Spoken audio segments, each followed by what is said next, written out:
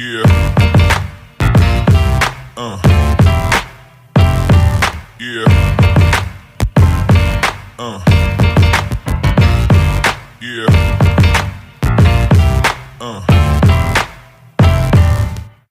Assalamualaikum warahmatullahi wabarakatuh. Hamdan syukranillah amma ba'd. Sahabat manusia plural yang saya hormati dan saya banggakan. Setelah dari awal saya memantau kegagahan Mario Dandi, bahkan setelah dia pakai baju orange tetap dia gagah, bahkan sampai kemarin dia masih gagah menjanjikan kebebasan kepada kawannya yang juga sama terseret kasus itu ya. Ayahnya tidak akan diam katanya, pasti akan membebaskan mereka. Nah sekarang ada cerita keterpurukan. Bahkan dikatakan si Mario Dandi sekarang stres berat menghadapi kenyataan. Tidur di lantai, tidak kemudian mewah-mewahan, berbanding terbalik dengan sebelum dia masuk penjara.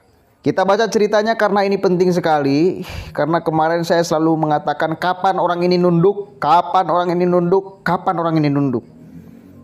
Mestinya dari kemarin ketika dia memakai baju orange, dia sudah menunduk. Tapi enggak, dia masih tetap tegak berdiri. Ya, wah seolah-olah enggak ada salah dia.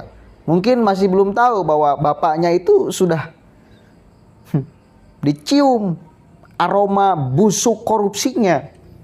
Mungkin nggak tahu bahwa bapaknya apalagi sekarang sudah dipecat dari ASN secara tidak hormat. Oke, kita baca beritanya nih ya. Momen Mario Dandi terpuruk. Mudah-mudahan menyadari kesalahannya dan lebih bisa menunduk. Kehidupan itu berputar, coy. Ya, kadang di atas, kadang di bawah. Suatu saat dengan izin Allah yang tadinya mentereng segala macam tiba-tiba jatuh amruk dengan tidak menghitung hari, tidak menghitung minggu. Terus langsung semuanya sambo tuh langsung terbalik dari kehidupan sebelumnya menjadi kebalikannya.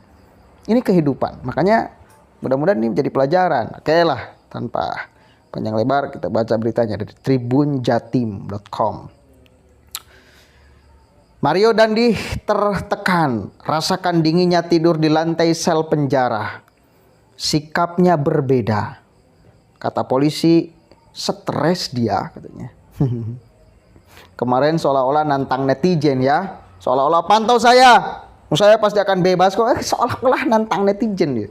Sekarang baru beberapa zaman dan nantang netizen untuk memantau Anda. Dan tidak akan kalah netizen kalau Anda meminta untuk kita memantau, ya akan terus memantau bos. Santai, kita akan pasang badan untuk mantau Anda. Nggak akan kalah netizen Indonesia tuh. Nggak bakalan. Ternyata sekarang ada yang malah terpuruk ya. Kita baca nih.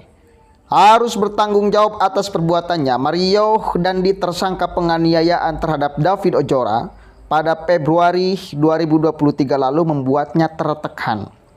Kondisi terkini Mario Dandi setelah menghuni sel penjara akhirnya diungkap. Polisi menuturkan ada perubahan sikap yang terlihat dari mantan kekasih AGH itu.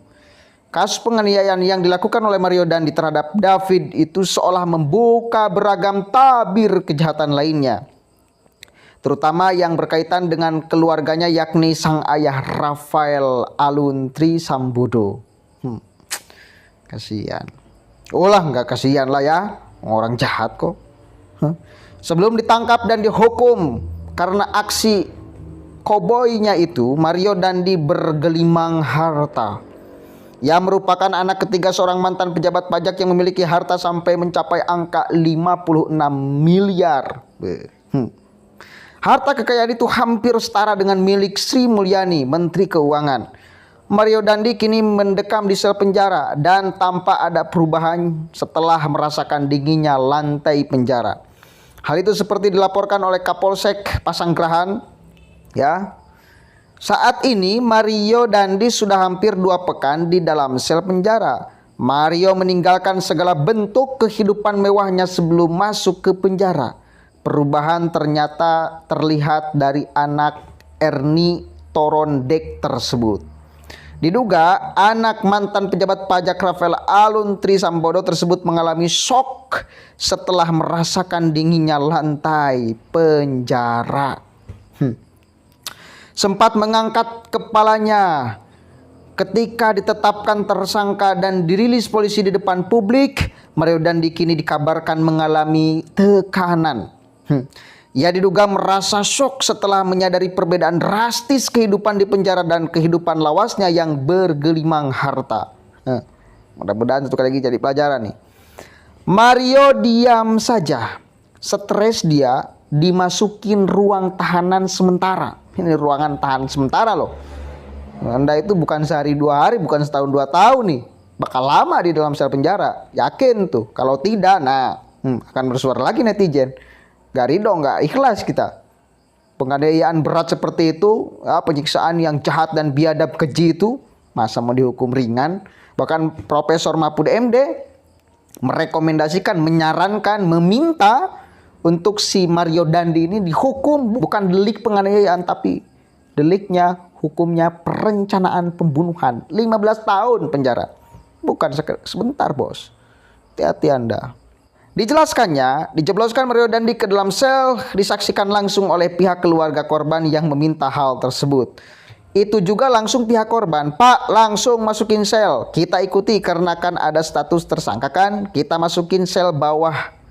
Dilihat langsung oleh keluarga korban ibunya. Padahal sebelumnya Mario Dandi masih bisa bersikap angkuh dan berdiri tegap ketika telah ditetapkan sebagai tersangka. Dikutip Tribun Jatim, Mario Dandi diketahui juga memberikan jawaban-jawaban singkat saat diperiksa oleh pihak kepolisian. Pas kemarin aku tanya, kamu nyesal? Ya nyesal lah bu, kata si Mario ya. Ya nyesal, kenapa bisa gituin sih? Saya gituin, dia bilang ya gitulah bu. Gitu doang, raut mukanya juga kelihatan kalau menyesal. Jadi intinya sekarang si Mario Dandi sudah merasakan dinginnya lantai penjara. Tidak tidur di mungkin kasur yang berbusa. Setiap pagi sarapan sudah ada dan enak. Kalau mau bepergian sudah ada mobil Jeep Rubicon dan motor Harley. Kalau mau hiburan, kalau mau main sudah ada teman, pacar AGH yang mendampingi. Sekarang ya terpuruk, penjara, beralaskan lantai dingin. Itulah ya, itu bos, itu. Makanya hati-hati di dalam kehidupan, dalam kegagahan Anda. Karena suatu saat itu akan terbalik situasinya. Hati-hati, mudah-mudahan ini menjadi cambukan yang sangat keras bagi Mario Dandi agar bisa lebih menunduk, agar bisa lebih baik ke depannya. Terima kasih Pak Polisi telah mengadili Mario Dandi. Dan AGH sekarang sudah masuk dalam penjara juga ya, sudah ditahan juga. Juga sama, dia harus mengalami proses pengadilan yang sangat adil. Karena inilah orang yang menjadi aktor utama kenapa penyiksaan terjadi. Korbannya David Ozora sekarang sudah mulai pulih meskipun ya seperti itulah. Ya, kita tahu sama-sama kemarin videonya mengerang kesakitan dan segala macam. Tapi mudah-mudahan cepat dipulihkan 100% tanpa ada satupun yang cedera, yang cacat ya. Ini sudah dan ya. Terakhir kita doakan David Ozora semoga cepat sehat. Assalamualaikum warahmatullahi wabarakatuh.